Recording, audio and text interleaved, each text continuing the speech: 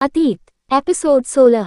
अब आगे। एक दूसरे के करीब आते ही इवान को कमरे में हुआ इंसिडेंट याद आ गया और वो ईशा से दूर होकर अपने कमरे में जाने लगा। ईशा भी इवान को देखकर मन ही मन मुस्कुराते हुए बाहर चली गई। कमरे में आते ही इवान ने हादी को खाना दिया और अपने कपड़े और कुछ ज़रूरी सामान पैक करने लगा। फिर इवान ने एक बैकपैक और ब्रीफकेस पैक कर साइड कर दिया और पानी की खाली बोतल लेकर बाहर निकल गया। मॉल से कुछ दूर एक पेट्रोल पंप था। इवान ने पेट्रोल पंप से पेट्रोल लिया और वापस अपने घर आ गया। फिर इवान टूल बॉक्स उठाया और मॉल की लॉबी में बने एक कमरे में चला गया जहां रॉयल एनफील्ड बुलेट खड़ी थी। इवान के पीछे हादी भी आ गया और कमरे के साइड में बने एक टेबल पर जाकर बैठ गया। इवान ने अपने शर्ट की स्लीव्स ऊपर की और कुछ टूल्स लेकर बाइक के इंजन को ठीक करने में लग गया। बाइक रेडी करते हुए इवान हादी से बातें कर रहा था। उसने हादी से पूछा, क्या उस लड़की ने तुझे परेशान किया? इवान का सवाल सुनकर हादी अपनी पूंछ हिलाने लगा जिसका मतलब था नहीं। फिर इवान ने उससे आगे पूछा, क्या वो तुम्हें अच्छी लगती है? जवाब में हादी ने अपना सर हाँ में हिलाया और अपने पंजों को चाटने लगा। हादी का जवाब देखकर इवान मुस्कुराने लगा।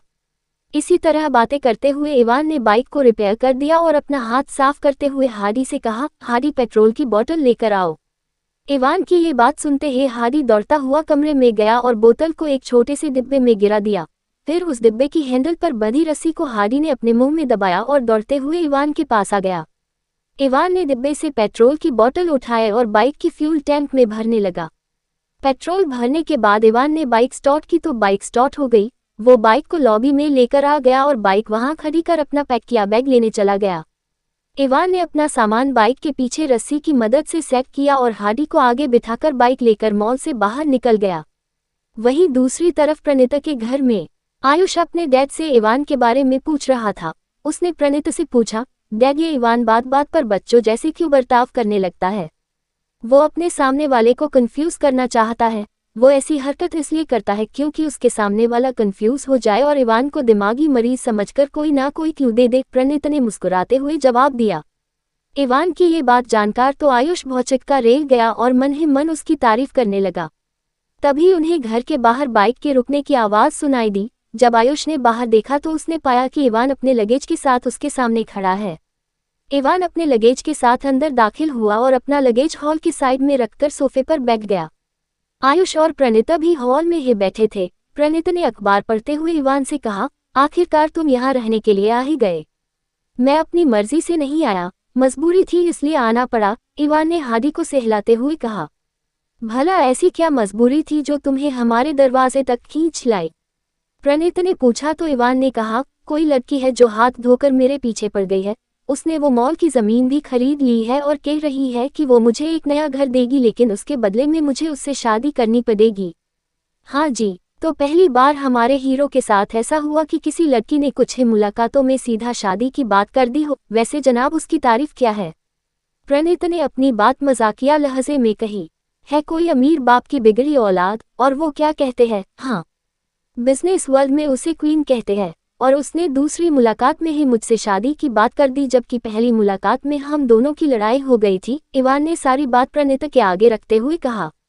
कुछ देर बाद इवान ने अपनी ठुड्डी पर उंगली रखते हुए कहा, मुझे तो लगता है कि वो ये सब मुझसे बदला लेने के लिए कर रही है। मैं तो कहता हूँ तुम्हें उससे शादी कर लेनी चाहिए। कब तक बदले की भावना को लेकर अपना वक्त उस रघुवीर के पीछे बर्बाद करोगे? और अब तो तुम्हें अपनी मम्मा की कंपनी भी संभालनी चाहिए। प्रणीता ने कुछ देर सोचने के बाद कहा। प्रणीता की बात को काटते हुए इवान ने कहा, देखिए मैं ये सब नहीं करने वाला। देखो इवान बात को समझो, पिछले 1 महीने में तुमने इतनी दहशत फैलाई है जितनी 10 सीरियल किलर्स मिलकर भी ना फैला सके और ऊपर से पुलिस भी तुम्हें हर जगह तलाश कर रही है।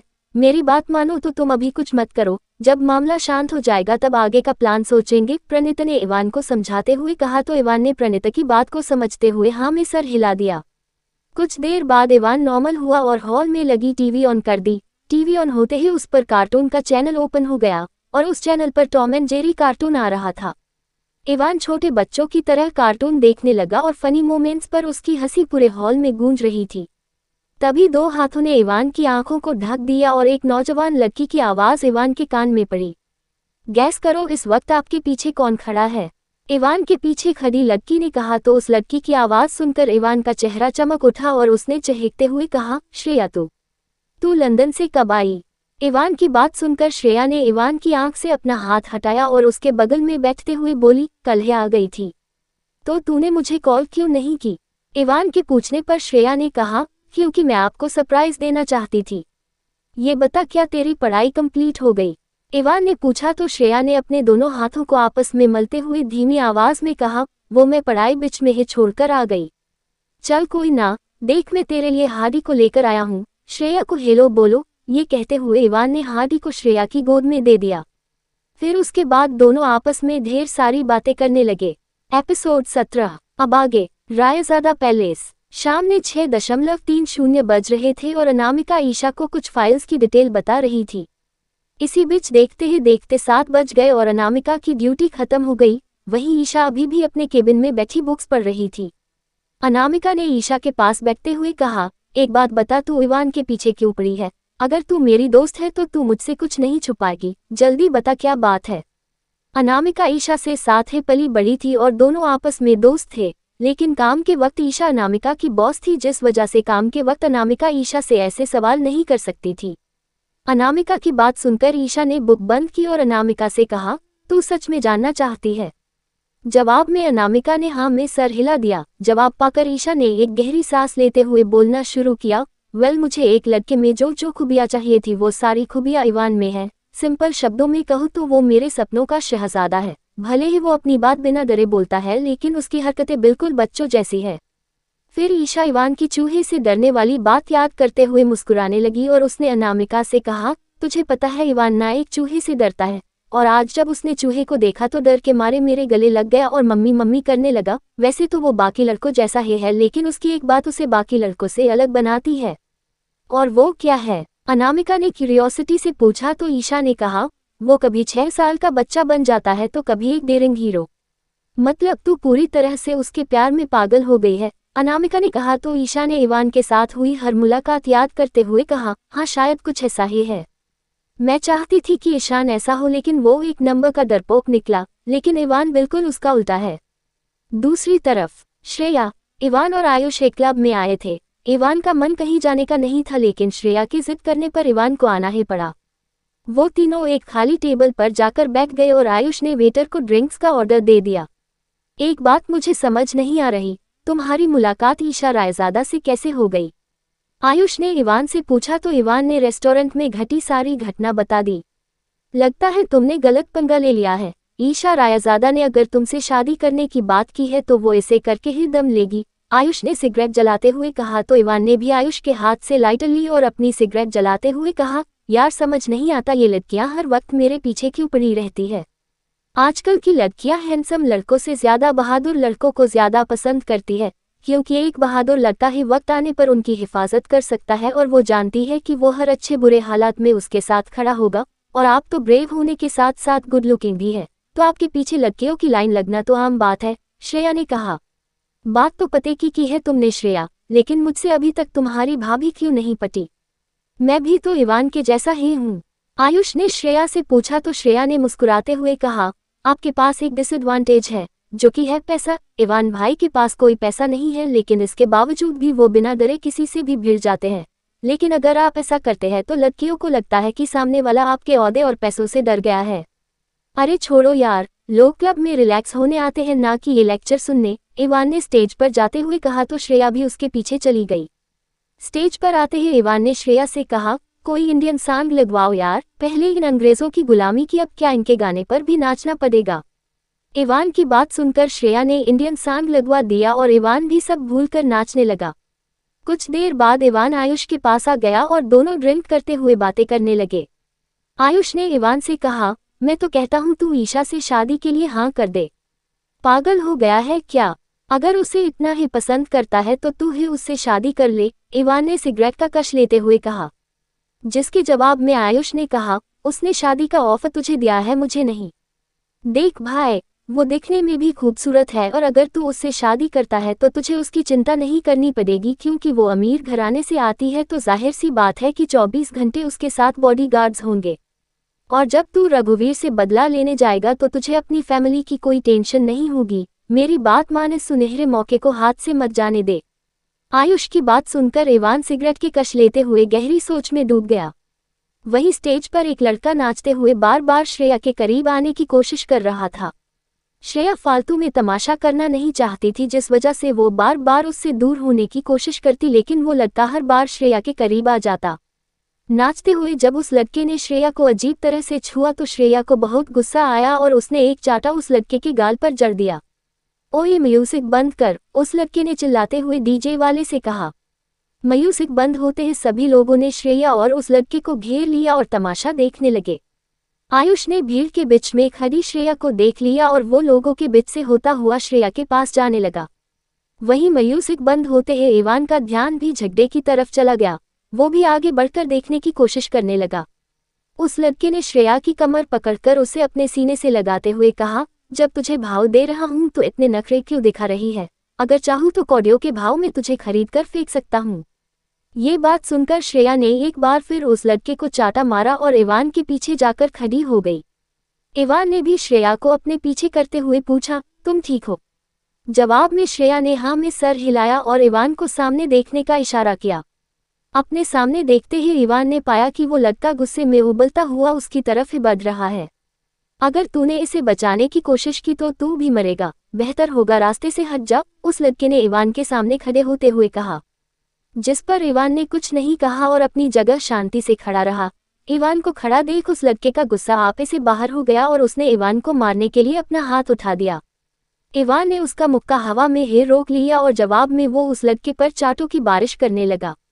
तेरे माँ बाप ने जो तमीज तुझे बचपन में नहीं सिखाई वो मैं तुझे आज सिखाऊंगा, ये कहकर इवान ने उस लड़के को गर्दन से पकड़ा और उसे एक टेबल पर फेंक दिया।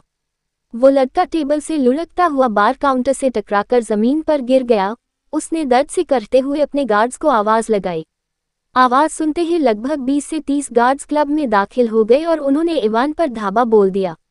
एपिसोड 18। अब आगे। गार्ड्स छोड़ना मत इसे और उसके साथ खड़ी लड़की को मेरे पास लेकर आओ, उस लड़के ने इवान और श्रेया की तरफ इशारा करते हुए अपने गार्ड से कहा।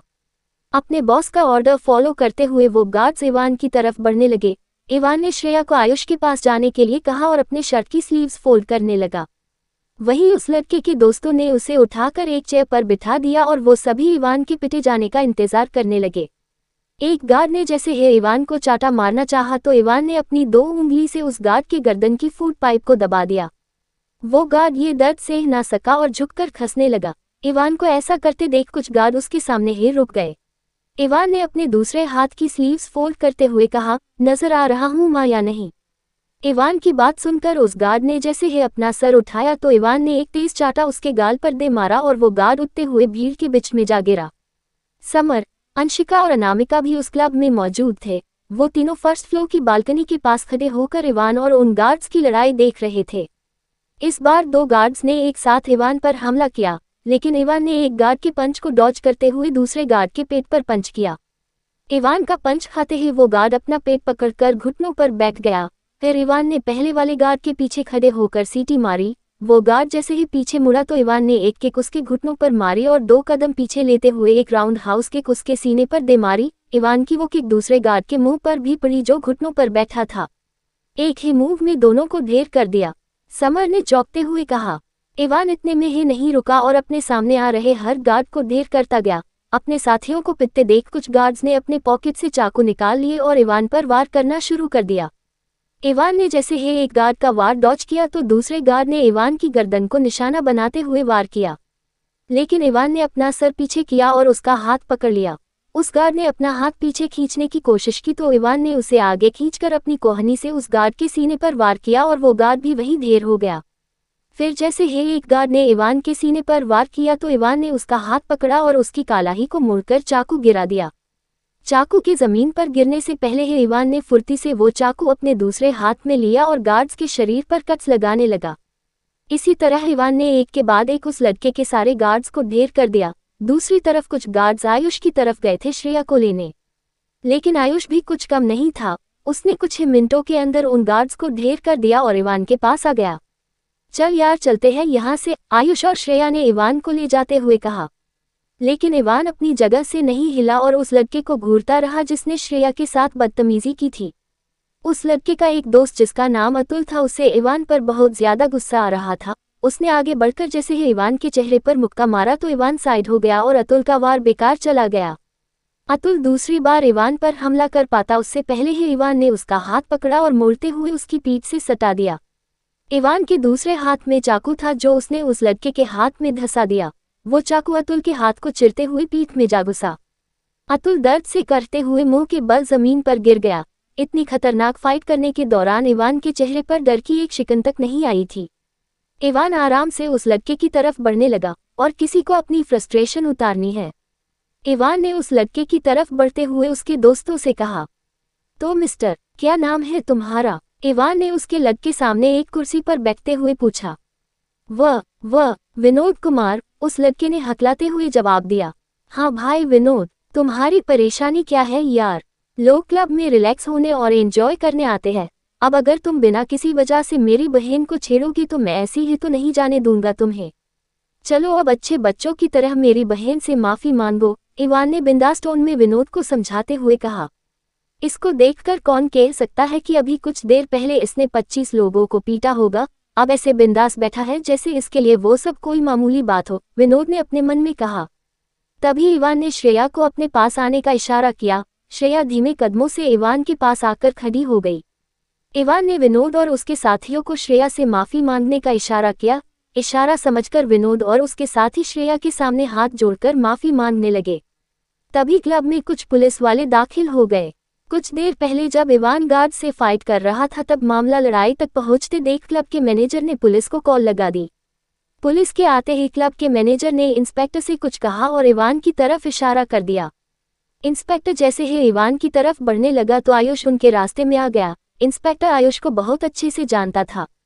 मिस्टर आयुष, आप यहाँ? इंस्पेक्टर ने हैरानी से आयुष से पूछा, जिस पर आयुष ने कहा, जी मैं यहाँ अपनी बहन के साथ आया था, लेकिन कुछ लड़कों ने मेरी बहन के साथ बदतमीजी की। कौन है वो जिसने आपकी बहन के साथ ऐसा करने की हिम्मत की है? आप मुझे उसका नाम बताइए। इंस्पेक्टर ने पूछा। उसकी कोई जरूरत नहीं है, मेरे दोस्त ने पहले ही उन्हें सबक सिखा दिया है। ये कहकर आयुष ने इवान की तरफ देखा जो मजे से बैठा वाइन पी रहा था। क्या वही लड़का आपका दोस्त है? इंस्पेक्टर ने इवान की तरफ इशारा करते हुए पूछा तो आयुष ने हाँ में सर हिला दिया। जवाब पाकर इंस्पेक्टर इवान की तरफ बढ़ने के बजाय क्लब से बाहर जाने लगे। मैनेजर ने इंस्पेक्टर के पास आकर जब उनसे वापस जाने का कारण पूछा तो इंस्पेक्टर ने उसे खरी खोटी सुनाई और क्लब से बाहर निकल गया। वहीं इवान अपनी वाइन खत्म करने के बाद उठा और श्रेया को लेकर जाने लगा। जाते हुए इवान ने विनोद और उसके साथियों की तरफ तिरछी निगाहों से देखते हुए पूछा, अब से लड़कियां तुम्हारे लिए क्या है? अब से लड़कियां हमारे लिए मां समान है, विनोद और उसके साथियों ने एक साथ कहा। आयुष, श्रेया और इवान क्लब से बाहर निकले और पार्किंग की तरफ बढ़ने लगे। श्रेया ने चहकते हुए कहा, आपने उन गार्ड्स की क्या धुलाई की भाई? मुझे तो लगा मैं किसी एक्शन मूवी का सीन देख रही हूँ। सच में भैया आप कमाल हो। अच्छा, उसने तुझे परेशान करने वालों को मारा और मैंने क्या मच्चे मारे? आयुष ने श्रेया को गुस्से से देखते हुए कहा तो श्रेया ने शरारती मुस्कान लिए आयुष से कहा, कहीं आप इवान भैया से जल तो नहीं रहे? मैं भला इवान से क्यों जलूंगा? आयुष ने अपना मुंह फेरते हुए कहा। वहीं इवान उन दोनों की नोकझोंक देखकर मजे ले रहा था। जैसे ही इवान कार के पास पहुंचा तो उससे किसी की आवाज आई। हे ब्रो, समर उनकी तरफ भागते हुए आया और हाफते हुए बोला, आराम से यार, मैं कहीं भाग थोड़ी रहा हूँ, यही हूँ। इवान ने समर से कहा, हाय मेरा नाम समर है, मैंने क्लब में आपकी फाइट देखी थी। ऑनेस्टली कह रहा हूँ आप कमाल को फाइट करते हो, समर ने इवान से हाथ मिलाते हुए कहा। जिस पर इवान ने अपनी एक आईब्रो उचकाते हुए समर से पूछा, तो क्या तुम यहाँ सिर्फ मेरी तारीफ करने आए? एपिसोड 19। अब आगे। मैं तो आपसे दोस्ती करने आया था। अच्छा ऐसा क्या? तो इतनी तारीफ करने की क्या जरूरत थी? तुम सीधा दोस्ती का हाथ बढ़ा देते। ये कहते हुए इवान ने समर के कंधे पर ऐसे हाथ रखा जैसे वो उसका कोई पुराना दोस्त हो। फिर इवान ने आयुष और श्रेया को जाने का इशारा किया। लेकिन भैया आप, श्रेया ने इतना कहा तो इवान ने श्रेया को रोकते हुए कहा, मैं आ जाऊंगा, बस तुम घर जाने के बाद हादी को खाना दे देना।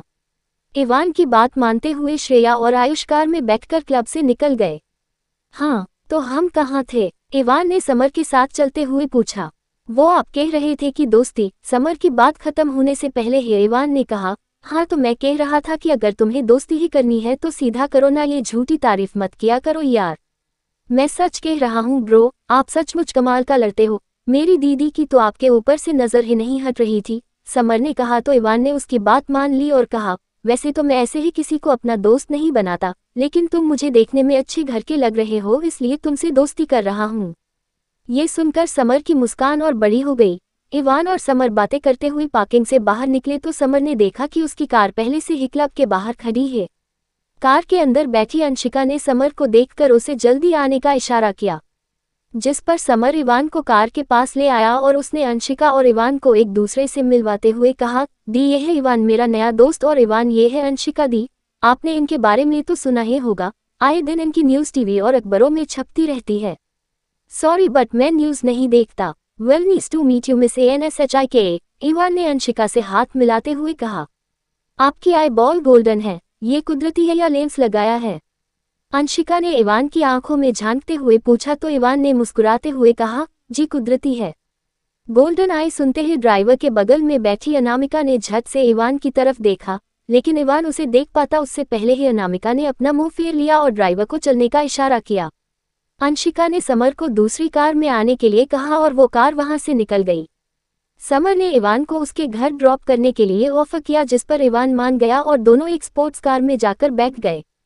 रास्ते में इवान ने समर से कहा, अब जब तुमने मुझे अपना दोस्त माना है तो क्या मेरी एक छोटी सी मदद कर सकते हो? दोस्ती में परमिशन नहीं मांगी जाती है ब्रो, जो बात है खुलकर बताओ, मैं अपनी तरफ से तुम्हारी मदद करने की पूरी कोशिश करूंगा, समर ने ड्राइव करते हुए कहा। एक गहरी सांस लेकर इवान ने समर से कहा, एक लड़की है जो हर वक्त मुझे परेशान करती रहती है, मैं तो उसे ठीक से जानता भी नहीं हूँ और उसने दूसरी मुलाकात में ही शादी की बात कर दी। उसने कहा है कि जब तक मैं उससे शादी के लिए हाँ ना कह दूं तब तक वो मेरा पीछा नहीं छोड़ेगी। समझ नहीं आ रहा क्या करूं।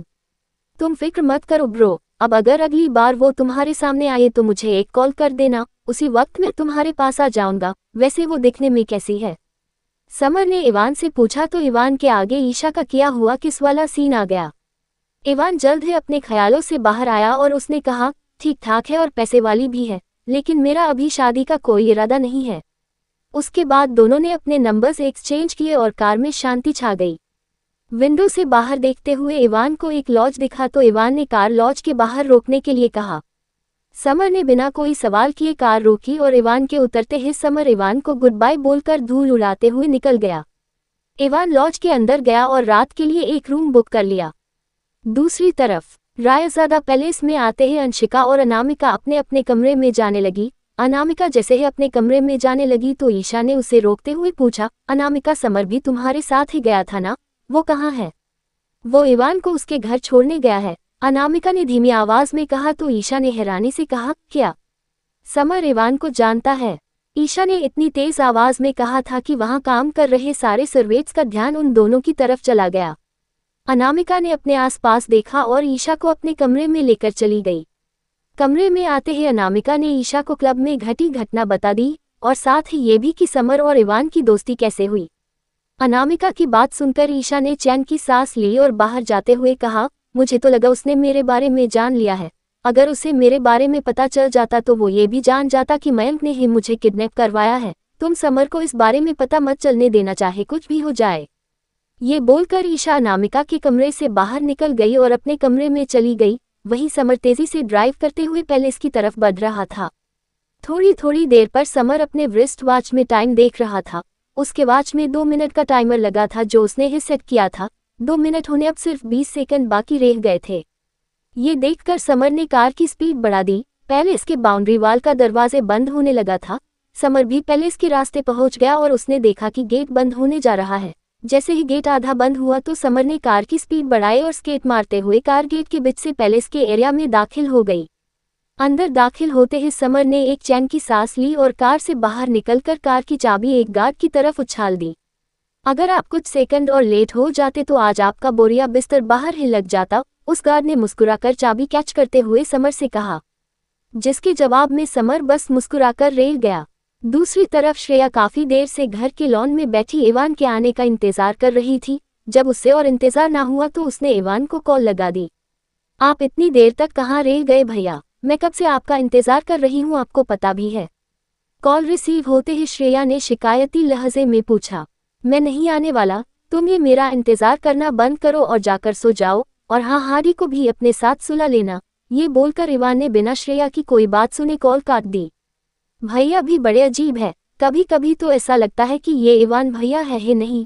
काश टाइम में पीछे जाने की टेक्नोलॉजी होती तो हम 17 साल पीछे जाकर उन यादगार लम्हों को फिर से महसूस कर पाते, श्रेया ने अपने कमरे की तरफ बढ़ते हुए मन ही मन कहा। एपिसोड 20। अब आगे। सुबह का वक्त। सूरज की रोशनी इवान के ऊपर पड़ते ही इवान की आंखें खुली और वो अंगड़ाई लेते हुए उठ गया। फ्रेश होने के बाद इवान ने लॉज से चेकआउट किया और फुटपाथ पर चलते हुए सुबह की हलचल देखने लगा।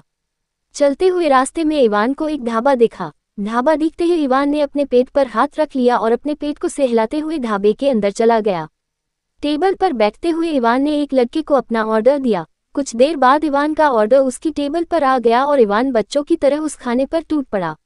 खाते हुए इवान की नज़र फुटपाथ पर चल रहे लोगों पर थी। कुछ लोग अपने ऑफिस जा रहे थे तो कुछ पेरेंट्स अपने बच्चों को स्कूल छोड़ने। एक माँ अपने 4 साल के बच्चे का हाथ पकड़कर सड़क क्रॉस कर रही थी और उससे बातें करते हुए जा रही थी। माँ बेटी को देखकर इवान को अपनी माँ की याद आ गई और वो अपने खाली हाथ देखने लगा। अचानक से इवान के आगे एक दृश्य उभर आया और उसके हाथ खून से लाल हो गए। भैया और कुछ चाहिए। तभी एक लड़के की आवाज़ ने इवान को उसके ख्यालों से बाहर लाते हुए पूछा। इवान ने हड़बड़ाकर अपने सामने देखा तो एक लड़का उसे ही देख रहा था। नहीं बस हो गया, इवान ने मुस्कुराते हुए कहा और बिल पे करते हुए ढाबे से बाहर निकलकर प्रणीता के घर की तरफ बढ़ गया। जब कुछ देर बाद इवान प्रणीता के घर आया तो प्रणीता गार्डन में बैठे चाय पी रहे थे। प्रणीता की नज़र इवान पर पड़ते ही उन्होंने इवान से पूछा, तुम कल रात कहाँ थे? श्रेया ने बताया कि तुम कल रात घर नहीं आए। मैं बस यहाँ हादी को छोड़ने आया था, बाकी मैंने अपने घर का इंतजाम कर लिया है। वो तो मैं यहाँ अपना सामान लेने आया हूँ। ये बोलकर इवान अपना लगेज लेने चला गया। कुछ देर बाद जब इवान ने अपना लगेज बाइक पर सेट कर लिया तो श्रेया ने उसके पास आते हुए पूछा, अब आप कहाँ जा रहे हो भैया? तुम हादी का ख्याल रखना और टाइम टाइम पर उसे खाना देती रहना। इवान ने अपनी बात कही और बाइक स्टार्ट कर निकल गया। श्रेया ने इस बारे में प्रणीता से पूछा तो प्रणीता ने भी घुमा फिराकर जवाब दिया, डैड आप उसे रोकते क्यों नहीं यहाँ रहने के लिए? श्रेया ने अपने डैड से पूछा तो प्रणीता ने एक आह भरते हुए कहा, अब वो बड़ा हो गया है और अपनी जिंदगी के फैसले वो बेहतर तरीके से ले सकता है। उसे ये बात बिल्कुल पसंद नहीं कि कोई उसकी लाइफ में इंटरफेयर करे और मैं कौन होता हूँ उसकी जिंदगी में दखल देने वाला। बाइक चलाते हुए इवान एक कॉम्प्लेक्स के सामने आकर रुका और एक लड़के को हाथ दिखाया। उस लड़के ने भी इवान को हाथ दिखाकर अपने पास आने के लिए कहा। इवान ने बाइक पार्किंग में लगाई और अपना लगेज लेकर उस लड़के के पास चला गया। उस लड़के का नाम धीरज था। धीरज ने इवान को अपने साथ ले जाते हुए कहा, अच्छा हुआ प्रतीक ने मुझे पहले ही बता दिया, वरना मैं तो वो कमरा किसी और को देने वाला था। धीरज ने अपनी बात जारी रखते हुए कहा, तुम नौकरी की टेंशन मत लो, मैंने आगे एक कपड़े के शोरूम में बात करके रखी है। दुकान का मालिक बहुत दयालु आदमी है, तुम जैसे लोगों की बहुत मदद करेगा, बस उसकी हर बात सर झुकाकर मान लेना। धीरज की बात सुनकर इवान ने सिर्फ हम में जवाब दिया और एक कमरे में घुस गया। वो कमरा इतना छोटा था कि उसमें बस एक आदमी के रहने और सोने की जगह थी। तुम्हें जो भी सेट करना है कर लो, मैं बाहर इंतजार कर रहा हूँ, ये बोलकर धीरज वहां से चला गया। इवान ने अपना लगेज साइड में रखा और कुछ देर बाद वो अपने कपड़े बदलकर धीरज के पास आ गया। धीरज ने चलते हुए इवान से पूछा, इससे पहले कहाँ काम करते थे? एक रेस्टोरेंट में वेटर था। इवान ने एक छोटा जवाब दिया। फिर पूरा रास्ता दोनों ने एक दूसरे से कोई बात नहीं की। कुछ देर बाद धीरज इवान को एक साड़ी के शोरूम में लेकर गया और उसकी वहां नौकरी लगवा दी। नौकरी लगते ही इवान ने उस दुकान में काम करना शुरू कर दिया और कस्टमर्स को साड़ीज दिखाने लगा। ईशा का एक गार्ड जो बहुत देर से इवान पर नजर रखे हुए था, उसने इवान की नौकरी लगने की खबर ईशा को फोन पर बता दी। ईशा जो अपने दिल्ली की ब्रांच के ऑफिस में बैठी थी, उसने कुछ देर सोचा और इवान की फाइल निकालकर उसका नंबर डायल करके कॉल लगा दी। कुछ देर रिंग जाने के बाद इवान ने कॉल रिसीव की तो ईशा ने पूछा, पहचाना मुझे? तुम्हें कैसे भूल सकता हूँ, तुम मेरे जिंदगी की कुछ पनौतियों में से एक पनौती हो, बताओ क्यों फोन किया मुझे? इवान ने गुस्से में लेकिन धीमी आवाज में कहा।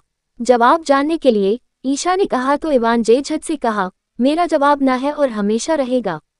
अपनी बात बोलकर इवान जैसे ही कॉल काटने को हुआ तो ईशा ने कहा, अगर तुमने अभी हाँ नहीं की तो तुम्हें अपनी नौकरी से हाथ धोना पड़ेगा, जो करना है करो। ये बोलकर इवान ने बिना ईशा की कोई बात सुने कॉल काट दी।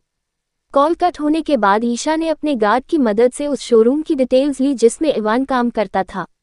रात के वक्त शोरूम के बंद होते ही दुकान का मालिक इवान के पास आया और उसके हाथ में कुछ पैसे थमा दिए। अरे सर, आपने तो कहा था कि महीना 20,000 देंगे, तो फिर ये क्या है? इवान ने दुकान के मालिक से पूछा, जिस पर दुकान के मालिक ने कहा, ये तुम्हारी आज की तनख्वाह है और कल से काम पर आने की जरूरत नहीं है। लेकिन क्यों सर, क्या मुझसे कोई गलती हुई है? इवान ने थोड़ा चिंतित स्वर में पूछा तो दुकान के मालिक ने कहा, तुमसे कोई गलती नहीं हुई है, गलती मुझसे हो जाती अगर मैं तुम्हें काम से ना निकालता। वो कैसे? इवान ने थोड़ा कंफ्यूज होते हुए कहा तो दुकान के मालिक ने अपनी कार की तरफ बढ़ते हुए कहा, मुझे अपने बॉस की तरफ से ऑर्डर आया था कि तुम्हें नौकरी से निकाल दूं, अगर मैं ऐसा ना करता तो तुम्हारे साथ दुकान में काम कर रहे हर आदमी की नौकरी खतरे में पड़ जाती। दुकान के मालिक की बात सुनते ही इवान समझ गया कि हो ना हो ये ईशा ने ही करवाया है। इवान ने अपनी एक दिन की तनख्वाह पैंट की पॉकेट में डाली और आराम से अपने घर की तरफ बढ़ने लगा। तभी उसे एक शख्स की जानी पहचानी शक्ल नजर आई। जब इवान ने पलटकर उस शख्स की तरफ देखा तो वो शख्स इधर उधर देखने लगा। वो शख्स कोई और नहीं ईशा का गार्ड था। आगे की स्टोरी अगले एपिसोड में। लाइक, कमेंट करें।